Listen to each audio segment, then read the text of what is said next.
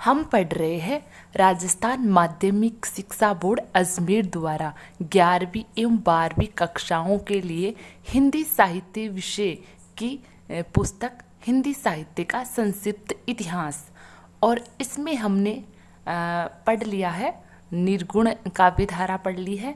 और निर्गुण काव्य धारा के बाद हम सगुण काव्य धारा को पढ़ रहे हैं भक्ति काल के अंतर्गत।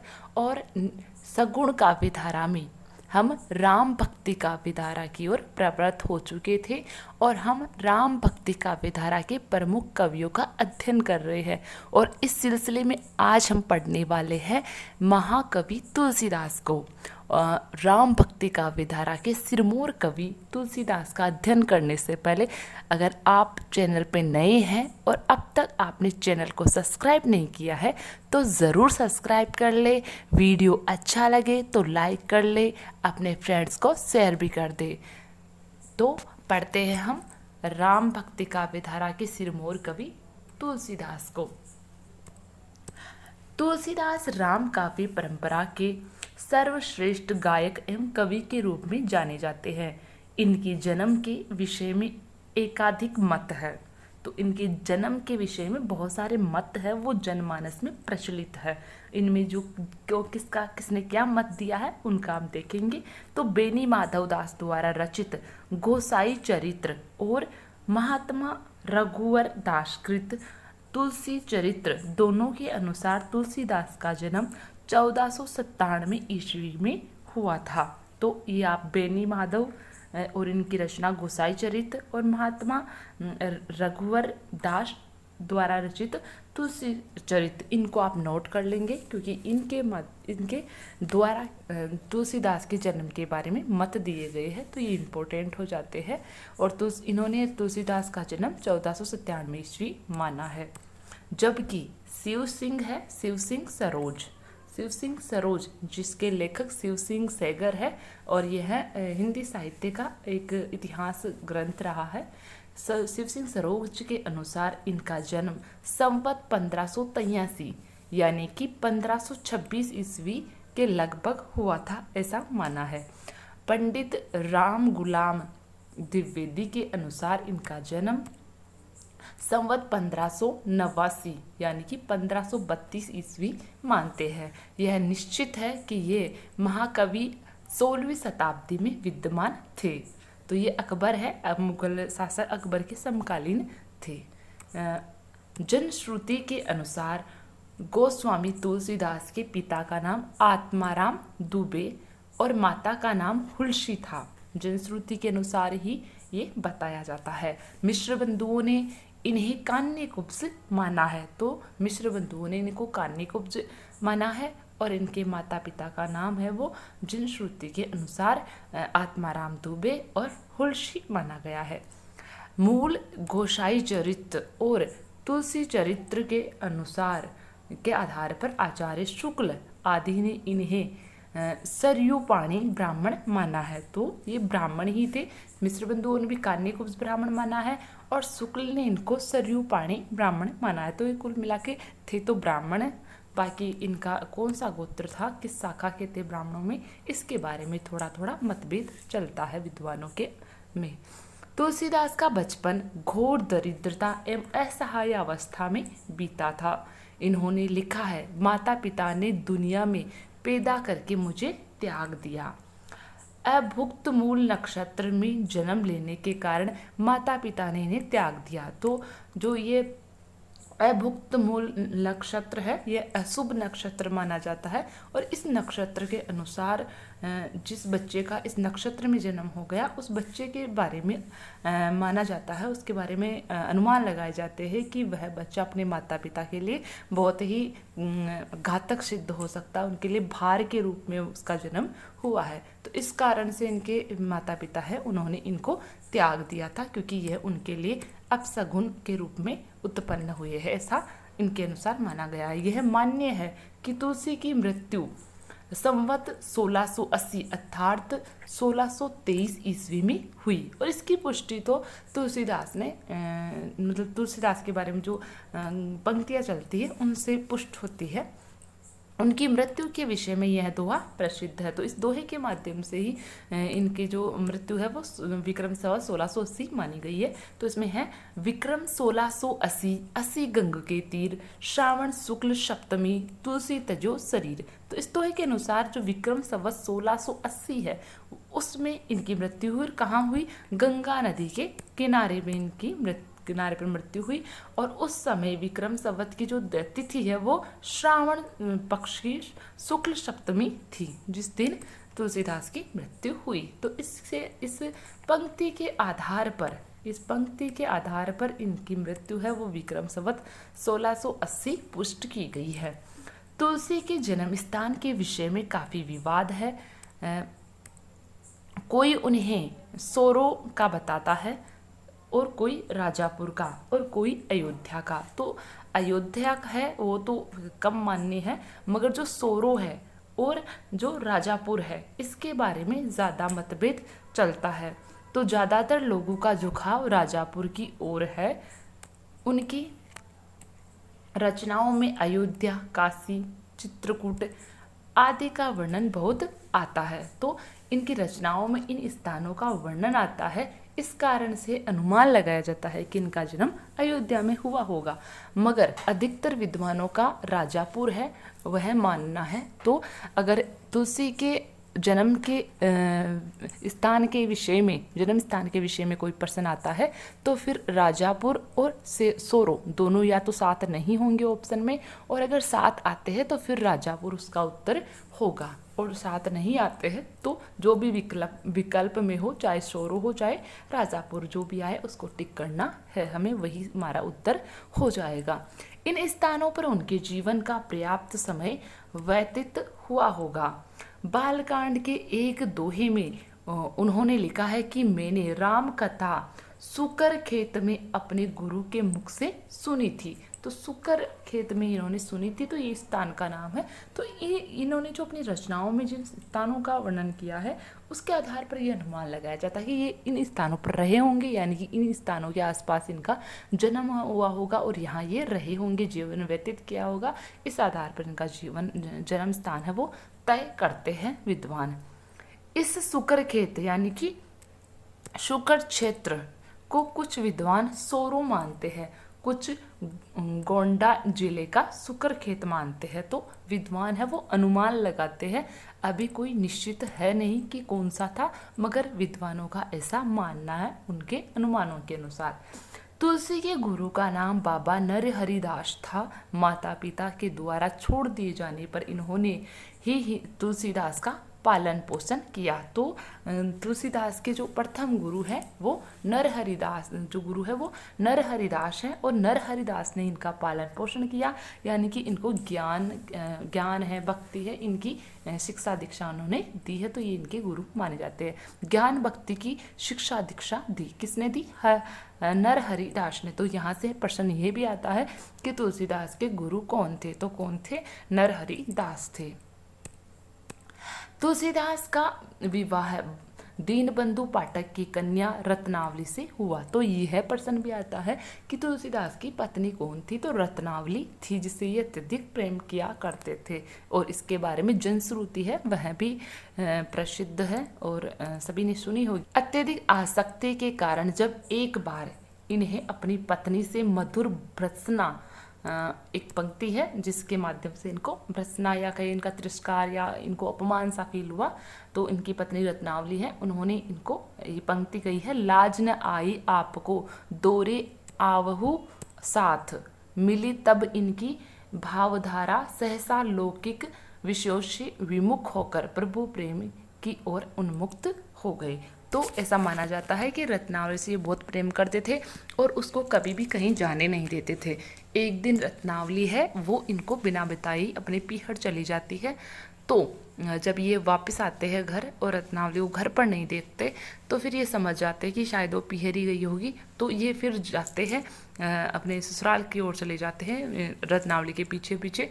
तो रास्ते में एक नदी आती है और कहा जाता है कि नदी है, उसको पार करने के लिए नाव आदि कुछ भी नहीं था, एक मुर्दा था या एक लाश थी जो उसमें तैर रही थी।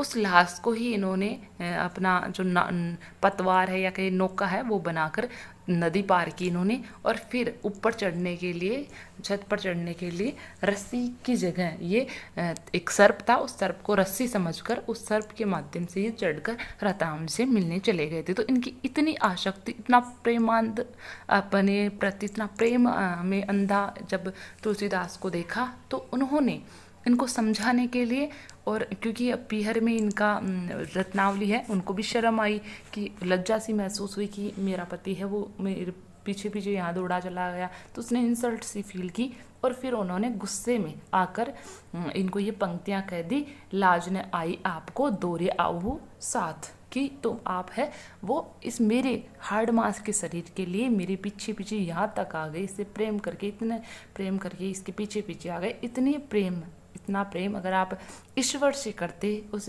प्रभु राम से करते, तो आपका मोक्ष हो जाता। और इन्हीं पंक्तियों की वजह से, इन कटु पंक्तियों की वजह से जो तुलसीदास है उनका हृदय परिवर्तित हो गया, और वो लौकिक विषयों से विमुख हो गए, वैराग्य की ओर चले गए, और उन्होंने श्री प्रभु श्री राम है उनके प्रति, उनके चरणों में अपने आप को समर्पित कर दिया।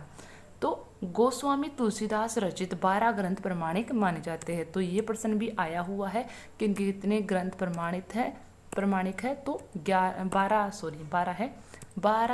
ग्रंथ है वो प्रमाणिक है। कौन कौन से हैं? तो दोहावली, कविता रामायण, जिसको कवितावली के नाम से जानते हैं, कवितावली के नाम से ही प्रसिद्ध है। तो दोहावली है, कवितावली है, गीतावली है, रामचरितमानस है, रामाज्ञा प्रश्न, विनय पत्रिका, रामलला नहछु, पार्वती मंगल, जानकी मंगल, बरवी रामायण, वैराग्य संदीपनी, श्री कृष्ण गीतावली, रामचरितमानस, ये इनकी रचनाएं हैं। और रामचरितमानस की रचना गोसाई जी ने, यानी तुलसीदास ने विक्रम संवत 1631 यानी कि 1576 ईस्वी के आसपास की, जैसा कि उनकी इस अर्धाली से प्रकट होता है। संवत 1631 करहु कथा हरिपद धरी सीसा। तो इस पंक्ति से यह अनुमान लगाया जाता है कि इन्होंने रामचरितमानस है उसका लेखन विक्रम संवत 1631 में आरंभ किया था। तुलसीदास हिंदी के अत्यंत लोकप्रिय कवि है। इन्हें हिंदी का जातीय कवि कहा जाता है। इन्होंने हिंदी क्षेत्र की मध्यकाल में प्रचलित दोनों काव्य भाषाओं ब्रज और अवधी में सम्मान अधिकार से रचना की है। तो तुलसीदास एकमात्र ऐसे सशक्त कवि हुए हैं जिन्होंने ब्रज भाषा और अवधी भाषा में समान रूप से रचनाएं लिखी है। दोनों भाषाओं में ही इनको निपुणता प्राप्त थी और इन्होंने बहुत ही शानदार रचनाएं की है। एक अन्य महत्वपूर्ण बात यह है कि इन्होंने मध्यकाल में व्यवहृत प्राय सभी काव्य रूपों का उपयोग किया है। केवल तुलसीदास की ही रचनाओं को देखकर समझा जा सकता है कि मध्यकालीन हिंदी साहित्य में किन काव्य रूपों में रचनाएं होती थी। तो मध्यकालीन काव्य को समझना है, काव्य रूपों को समझना है, तो फिर तुलसीदास की रचनाओं को पढ़ लेना, उनका अध्ययन कर लेना काफ़ी है। उन्होंने वीर गाथा काव्य की छपाई पद्धति, विद्यापति और सूरदास की गीत पद्धति, गंग आदि कवियों की कवित्व सवैया पद्धति, रहीमदास के सम्मान दोहे और बरवे, जायसी की तरह चौपाई और दोहे के क्रम में प्रबंध काव्य रचे हैं। पंडित रामचंद्र शुक्ल के शब्दों में हिंदी काव्य की सब प्रकार की रचना शैली के ऊपर गोस्वामी जी ने अपना ऊंचा आसन प्रतिष्ठित किया है। यह उच्चता और किसी और को प्राप्त नहीं है। तो ये जो पंक्तियां हैं आचार्य रामचंद्र शुक्ल की, ये भी काफ़ी प्रसिद्ध रही है। तुलसीदास ने अपने जीवन और अपने युग के विषय में हिंदी के किसी भी मध्यकालीन कवि से ज़्यादा लिखा है। तुलसीदास राम के सगुण भक्त थे, लेकिन उनकी भक्ति में लोकान्मुखता थी। वे राम के अनन्य भक्त थे, राम ही उनकी कविता के विषय है। नाना काव्य रूपों में उन्होंने राम का ही गुणगान किया है, किंतु उनके राम परम ब्रह्म होते हुए भी मनुज है, यानी कि मानव है। ब्रह्म तो है ही, ईश्वर तो है ही, ब्रह्म तो है ही, मगर उस ब्रह्म ने भी एक मनुष्य का रूप ले रखा है, तो मनुष्य रूप में ही उस परमात्मा का वर्णन हुआ है, अपने देश काल के आदर्शों से निर्मित है।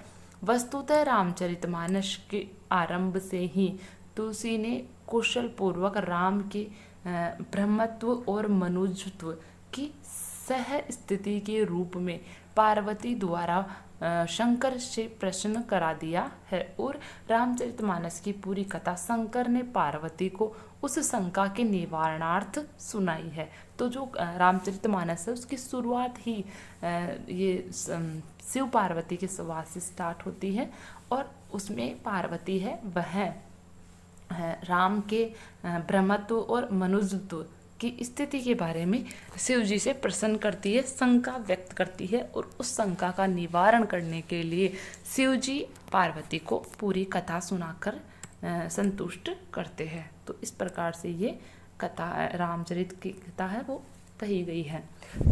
तुलसीदास ने वाल्मीकि और भवभूति के राम को पुनः प्रतिष्ठित नहीं किया। क्यों नहीं किया? क्योंकि उस समय उस वाल्मीकि रामायण और भवभूति रामायण है, उनकी जो रामायण है उसमें बहुत सारे प्रसंग हैं जिनका वर्णन किया है, जो वर्तमान परिस्थितियों में लागू नहीं होते, वर्तमान परिस्थितियों में उनको गलत या अन्याय संगत समझा जाता है। उन प्रसंगों का वर्णन तुलसीदास ने नहीं किया है। जैसे जो शंकुक है, शंकुक का प्रश्न है, सीता की जो अग्नि परीक्षा वाला प्रसंग है, उनके बारे में तुलसीदास वो मौन रहे हैं, उनके बारे में तुलसीदास ने कोई वर्णन नहीं किया है, क्योंकि वो वर्तमान परिस्थितियों में स्वीकार्य नहीं है। क्योंकि तुलसीदास वो हिंदू धर्म का जो महत्व है उसको बढ़ाना चाहते, हिंदू धर्म की पुनः प्रतिष्ठित करना चाहते थे हिंदू धर्म को, इस कारण से उन्होंने ऐसा नहीं किया है। उन्होंने रामचरितमानस में जिस राम को निर्मित किया है वे ब्रह्म होते हुए भी ऐतिहासिक स्थितियों के आधार पर व्यक्ति है। वे अपार मानवीय करुणा वाले हैं, गरीब निवास है, दरिद्रता रूपी रावण का नाश करने वाले और बड़वाग्नि से भी भयंकर पेट की आग को बुझाने वाले हैं, यानी जठराग्नि है उसको बुझाने वाले हैं। तुलसी के राम तुलसी के व्यक्तिगत संघर्ष और उनके युग की विषमता के आलोक में प्रकाशित है। महान रचनाकारों की रचना में कोई न कोई द्वंद्व होता है, रचना इस द्वंद्व को पाटती है। दार्शनिक धरातल पर तुलसीदास के यहाँ यह द्वंद्व राम के ब्रह्मत्व और मनुजत्व को लेकर है, जिसे पार्वती के प्रश्न के द्वारा प्रस्तुत किया गया है कि भगवान राम है वो अगर ब्रह्मी ही है तो फिर वो मनुष्य की तरह पीड़ाएं क्यों भोग रहे हैं। तो उन सब ये जो प्रश्न उठते हैं जो पार्वती के मन में भी उठे, उनके संतुष्टि के लिए या उनका उत्तर देने के लिए ही रामायण है उसकी रचना हुई है, या रामचरितमानस है उसकी रचना हुई है। लौकिक धरातल पर यह द्वंद्व कलिकाल और राम राज्य में है। तुलसीदास की सभी रचनाएं इस द्वंद्व को चित्रित करने और उन्हें सम्मिलित करने का आद्यांत प्रयास है। तुलसी ने कलियुग का वर्णन विशेष रूप से कवितावली और रामचरितमानस के उत्तरकांड में किया है। तो ये प्रश्न भी बन सकता है, नोट कर लेंगे कि तुलसीदास है उन्होंने कलिकाल है यानी जो कलियुग है उस कलिकाल है उसका वर्णन किसमें किया है, तो एक तो कवितावली में किया है और एक रामचरितमानस का जो उत्तरकांड है उसमें भी इसका जिक्र इन्होंने किया है।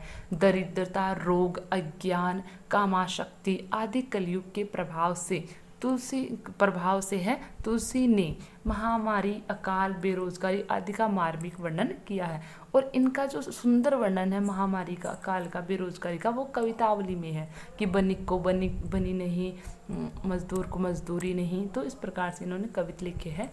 कवितावली में लंका दहन के प्रसंग में आग लगने का जो वर्णन है वह अन्यत्र दुर्लभ है। चूँकि तुलसी ने अपने जीवन में अभावग्रस्तता और भूख को अनुभव किया, इसलिए वे लोक में व्याप्त दरिद्रता का बहुत तीव्रता से अनुभव करके व्यतीत हुए हैं। इसलिए उन्होंने राम को गरीब निवास और पेट की आग को बुझाने वाला कहा है। इसलिए उन्होंने दरिद्रता को जगत का सबसे पीड़ादायी दुख कहा है। किसने कहा है? तुलसीदास ने कहा है। तुलसीदास ने अपनी कविता में नारी जीवन के विविध चित्र खींचे हैं, उन्होंने नारी के प्रति अपार करुणा का भाव दिखाया है। मध्यकाल में शायद ही किसी अन्य कवि ने नारी की पराधीनता का उल्लेख इतने स्पष्ट तौर पर किया है। कत विधि सृजी नारी जग माही, पराधीन सपने हु सुख नाही। तो ये जो पंक्तियां हैं ये भी बहुत प्रसिद्ध है, और आपने ये पराधीन है सपने हु सुख नाही, ये तो काफ़ी प्रचलित है, ये तो सबके लिए मतलब बहुत लोकप्रिय है और हमने भी बहुत बार इसको पढ़ा है। ये किसके संबंध में कहा है तुलसीदास ने? तो नारी के संबंध में सा कहा है। कि कई मंथरा संवाद और शूर्पणखा प्रसंग में यह प्रकट करते हैं कि वे इस देश की नारियों को अनेक रूपों में जानते थे। तुलसी नारी निदंग ही नहीं, तुलसी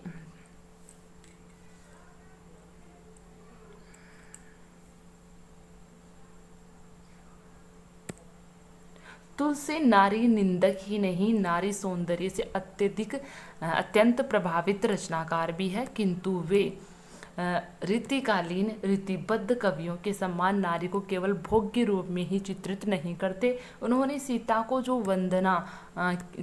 वंदना की है वह कन्या, माँ और प्रिया तीनों रूपों में है। जनक सुता जग जननी जानकी, अतिशय प्रिय करुणा निधान की। तो ये इनकी पंक्तियां हैं जिसमें इन्होंने सीता है उसका वर्णन किया है, एक पुत्री के रूप में, एक माता के रूप में और एक प्रिया के रूप में किया है। तुलसीदास ने तत्कालीन सामंतों की लोलुपता पर प्रहार किया है। प्रजाद्रोही शासक तुलसी की रचनाओं में प्राय उनके कोप भाजक बनते हैं। उन्होंने अकाल महामारी के साथ साथ प्रजा से अधिक कर वसूलने की भी निंदा की है। अपने समय की विविध धार्मिक साधनाओं के पाखंड का उद्घाटन किया है। तुलसी की दृष्टि में जो बुरा है वह कलिकाल का प्रभाव है। यहाँ तक कि लोग यदि वर्णाश्रम का पालन नहीं कर रहे हैं तो वह भी कलिकाल का प्रभाव है। विषमताग्रस्त कलिकाल तुलसी का युग है। इसमें वे देहिक देविक भौतिक तापों से रहित सर्व सुखद राम राज्य का स्वप्न बुनते हैं। राम राज्य तुलसीदास की आदर्श व्यवस्था है। इसके नायक और व्यवस्थापक तुलसी के राम है। तुलसी आदर्श व्यवस्था का स्वप्न ही नहीं देखते, उसके अनुसार वे अपने पात्रों को गढ़ते भी है। वे राम को आदर्श राजा, पुत्र, भाई, पति, स्वामी, शिष्य, सीता को आदर्श पत्नी, हनुमान को आदर्श सेवक के रूप में चित्रित करते हैं। वस्तुतः रामोन्मुखता तुलसीदास का सबसे बड़ा आदर्श है। तो तुलसीदास ने रामचरितमानस है उसमें एक आदर्श पति कैसा होना चाहिए, एक पुत्र कैसा होना चाहिए, एक पत्नी कैसी होनी चाहिए, स्वामी कैसा होना चाहिए, जो आदर्श रूप है, आदर्श सेवक कैसा होना चाहिए, ये चरितार्थ किया है विभिन्न पात्रों के माध्यम से। और मूल्य है राम से विमुख होकर सभी संबंध त्याज्य है। तज्य ताहि कोटि बेरी सम यद्यपि परम स्नेही। रामचरित या अन्य काव्यों में तुलसीदास ने कथा के मार्मिक स्थलों की पहचान करते हुए उन्हें अंशों का अधिक विस्तार दिया जो मार्मिक है, यानी उन अंशों को ज़्यादा विस्तार दिया है जो मार्मिक है, हृदय को स्पर्श करने वाले हैं, अर्थात जिनमें मनुष्य का मन देर तक रम या रसमग्न हो सकता है। जैसे पुष्प वाटिका प्रसंग, राम वन गमन, दशरथ मरण, भरत की ग्लानि, वन मार्ग, लक्ष्मण शक्ति। किसी स्थिति में पड़ा हुआ पात्र कैसी चेष्टा करेगा इसे जानने और चित्रित करने में तुलसी अद्वितीय थे। वे मानव मन के कुशल चितेरे हैं। चित्रकूट के राम और भरत मिलन के अवसर पर जो सभा जुटती है उसमें राम, भरत, विश्वामित्र आदि के वक्तव्य मध्यकालीन शालीनता एवं वचन रचना का आदर्श प्रस्तुत करते हैं। तुलसीदास जिस प्रकार कि ब्रज भाषा और अवधी दोनों भाषाओं पर समान अधिकार रखते हैं, उसी प्रकार प्रबंध और मुक्तक दोनों की रचनाओं में भी वे कुशल है। तो तुलसीदास ने ब्रज और अवधी भाषा अपनी रचनाओं के लिए चुनी है। इसके साथ ही साथ उन्होंने वो रचनाएं हैं वो प्रबंध काव्य के रूप में भी लिखा है और मुक्तक काव्य के रूप में भी लिखा। तो इन दोनों ही शैलियों को इन्होंने समान रूप से अपनाया है और दोनों में भी कुशल रहे हैं। वस्तुतः तुलसीदास ने गीतावली, कवितावली आदि में मुक्तकों में कथा कही है। तो गीतावली और कवितावली है वह इनकी मुक्तक रचना है, मुक्तक काव्य के अंतर्गत लिखी हुई है। डॉक्टर रामविलास शर्मा के अनुसार रामचरितमानस में तुलसी की करुणा समाजोन्मुख है, विनय पत्रिका में वह आत्मोन्मुख है। व्यक्तिगत एकांतिक अनुभूतियों की अभिव्यक्ति की दृष्टि से विनय पत्रिका भक्ति काव्य में अनूठी है। तो ये कथन किसका है? डॉक्टर रामविलास शर्मा के अनुसार है। तो इसको भी आप नोट कर लेंगे, आ सकता है। तुलसीदास की काव्य कला, उनकी नाद योजना अत्यंत महत्वपूर्ण है। वे वर्णानुप्रास के कवि है। उन्होंने बोली विशेषतः अवधि शब्दों में संस्कृत शब्दावली को ऐसा घुलाया है कि पूरा पदावली अवधि के ध्वनि प्रवाह में ढल जाती है। इसलिए वे हिंदी के सर्वाधिक स्मरणीय कवि हैं। उनकी पंक्तियां हिंदी भाषी जनता की बोली में घुल मिलकर भाषा का मुहावरा बन गई है। कोई भी शब्दालंकार इससे बड़ी सिद्धि की कल्पना नहीं कर सकता। तुलसी काव्य है, लेकिन उनके राम तक पहुँचने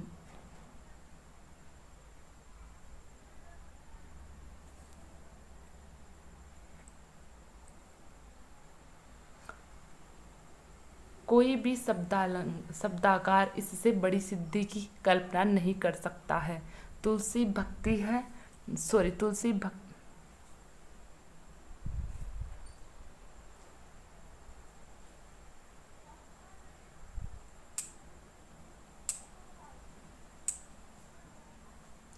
कोई भी शब्दाकार इससे बड़ी सिद्धि की कल्पना नहीं कर सकता। तुलसी भक्त है, लेकिन उनके राम तक पहुंचाने वाला रास्ता इस लोक से होकर जाता है, इसलिए वे महान लोक संग्रही कवि है। तो ये तुलसीदास के बारे में था। अगले जो कवि है वो है नाभादास। गोस्वामी तुलसीदास के समकालीन राम भक्तों में नाभादास का नाम विशेष रूप से उल्लेखनीय है और इनकी एक रचना है नाभादास की भक्तमाल। उसके लिए काफ़ी प्रसिद्ध और भक्तमाल है वो कंपटीशन में बहुत बार पूछी गई है। ये अग्रदास के शिष्य थे। तो किसके शिष्य हैं ये? अग्रदास के। नाभादास की रचना भक्तमाल का हिंदी साहित्य में अभूतपूर्व ऐतिहासिक महत्व है। तो इनकी रचना है वो कौन भक्तमाल है, इसको याद रखना है। इनके गुरु अग्रदास हैं, इनको भी याद रखना है।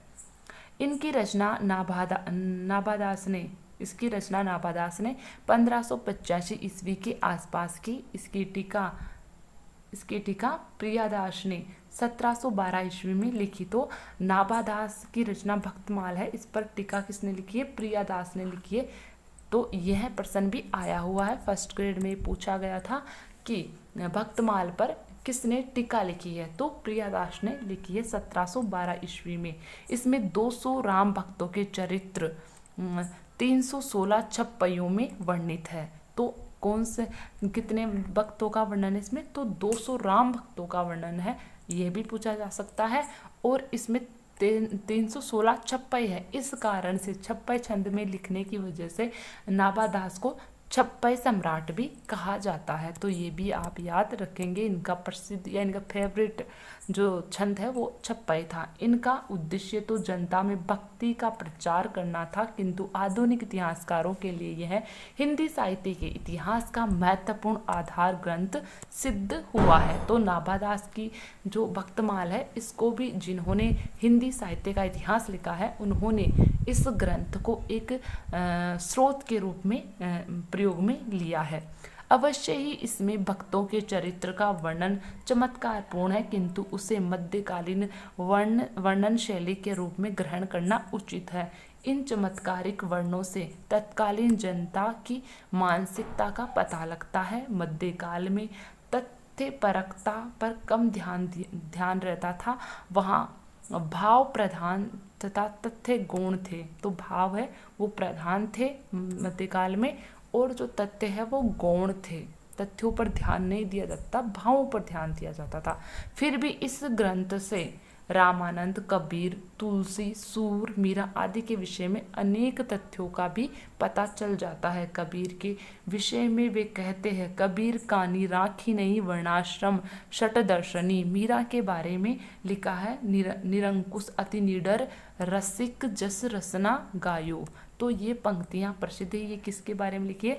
कबीर के बारे में लिखी है। अब ये पंक्ति देकर पूछ लेता है कि ये पंक्ति किसकी है, तो ये पंक्ति नाबादास की है। जबकि इसमें कबीर शब्द का प्रयोग हुआ है, तो कबीर को देखकर हमें लगता है कि ये कबीर की पंक्ति होगी, मगर ये कबीर की पंक्ति न होकर नाबादास की पंक्ति है, जो भक्तमाल ने कबीर के बारे भक्तमाल में कबीर के संबंध में उन्होंने कही है। और मीरा के बारे में जो पंक्ति कही है, इसको भी हम याद रखेंगे। इन्होंने राम कथा से संबंधित काव्य लिखा है। इसके लिखे 2 अष्टयाम मिलते हैं, तो इन्होंने अष्टयाम भी लिखे हैं, जो 2 है। अगले कवि है केशवदास। केशवदास का जन्म 1555 ईस्वी में और मृत्यु है वो 1617 ईस्वी के आसपास हुई थी।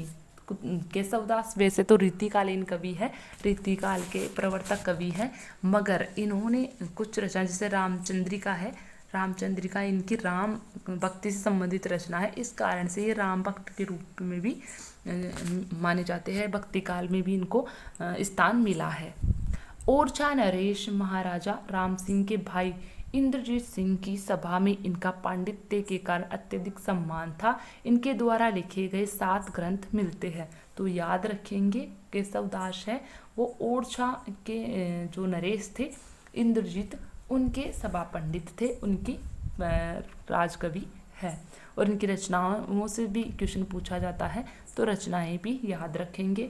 इनकी रचनाएं हैं कवि प्रिया, रसिक प्रिया। 7 रचनाएं हैं, 7 ग्रंथ है। कौन कौन से है? कवि प्रिया, रसिक प्रिया, रामचंद्रिका, वीर सिंह चरित्र, विज्ञान गीता, रतन बावन्नी और जहांगीर जस चंद्रिका। तो इनका नाम याद रखेंगे, बहुत बार ये पूछी गई रचनाएं हैं। इनमें से रामचंद्रिका 1601 ईस्वी में हिंदी राम काव्य परंपरा के अंतर्गत एक विशिष्ट कृति है। विद्वानों का मत है कि केशव ने वाल्मीकि रामायण और तुलसी के रामचरित्र से प्रेरणा ग्रहण करते हुए रामचंद्रिका की रचना की है। केशव विद्वान और आचार्य तो थे, पर उन्हें कवि हृदय नहीं मिला। तो ये पंक्तियां भी काफ़ी प्रसिद्ध है कि कौन से कवि के बारे में ये कथन है कि उनको आचार्य तो और विद्वता तो मिली है, मगर कवि हृदय नहीं मिला। तो वो केशवदास को नहीं मिला। केशवदास से संबंधित पंक्तियां हैं। केशवदास ने राम को मर्यादा पुरुषोत्तम के रूप में नहीं,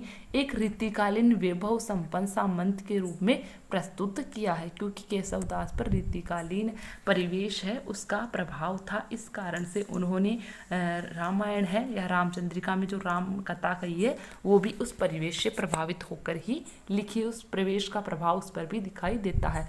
अलंकार और द्वंद्व कला के प्रदर्शनकारी चमत्कारवाद के कारण रामचंद्रिका आभाहीन होती गई। फिर केशव का समय तो भक्ति काल का समय है इनका, पर प्रवृत्तियां रीतिकालीन है। पंडितई उनके लिए बोझ है, जिसके नीचे उनका कवि दबकर रह गया है। तो कवि केशवदास है, उनको कठिन काव्य का प्रेत भी कहा जाता है। और जो रामचंद्रिका है उसको छंदों का अजायब घर के नाम से भी जाना जाता है। इतने अधिक छंदों का इन्होंने रामचंद्रिका में प्रयोग किया है। तुलसीदास ने राम भक्ति काव्य को इतने उत्कर्ष प्रदान किया कि आगे के कवियों के लिए नवीन सृजनात्मक संभावनाएं लगभग समाप्त हो गई।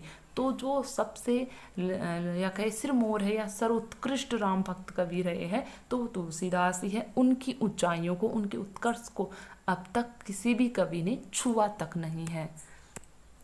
यह भी सच है कि तुलसीदास के पश्चात राम भक्त कवि अधिक नहीं हुए। अग्निदास ने कुंडलिया रामायण और ध्यान मंजरी में राम कथा का वर्णन किया है। प्राणचंद चौहान ने रामायण महानाटक नाम से रचना लिखी है, और हृदय राम ने हनुमान नाटक का सृजन किया है। तो इन रचनाओं का आप इनका नाम याद रखेंगे। प्राणचंद्र चौहान की रचना कौन सी है? रामायण महानाटक पूछी गई है, ये पूछा गया प्रश्न है। और हृदय राम की कौन सी है? तो हनुमान नाटक है, ये भी प्रश्न पूछा गया है। लालदास ने अवध विलास लिखी है। तो लालदास की कौन सी रचना है? अवध विलास है। ये सारी रचनाएं राम भक्ति से संबंधित है और इनको याद रखेंगे। कालांतर में कृष्ण भक्ति धारा की मधुरोपासना का प्रभाव राम भक्ति साहित्य पर भी पड़ा। इस धारा में भी शकी भाव से राम की उपासना आरंभ हुई और तत्सु की शाखा की स्थापना हुई, जिसके भक्त अपने को सीता की शकी रूप में राम की भक्ति में प्रवृत्त होता है। जनकपुर के भक्तों ने सीता को प्रधानता देकर कुछ राम काव्य रचे हैं। तो जनकपुर के भक्त है, उन्होंने सीता को प्रधानता दी है, राम को नहीं दी, मगर उनका काव्य है वो राम काव्य से संबंधित ही माना गया है। 1703 ईस्वी में राम प्रिया शरण दास ने सीतायन नामक काव्य रचना की है। तत्सु की शाखा के समान स्वसु की भी प्रवृत्ति हुई है। तो इस प्रकार से ये राम भक्ति से संबंधित कुछ शाखाएं हैं जिनका उल्लेख यहाँ हुआ है। अब है राम भक्ति काव्य धारा की सामान्य विशेषताएं। तो विशेषताएं हैं वो अगली क्लास में हम देखेंगे।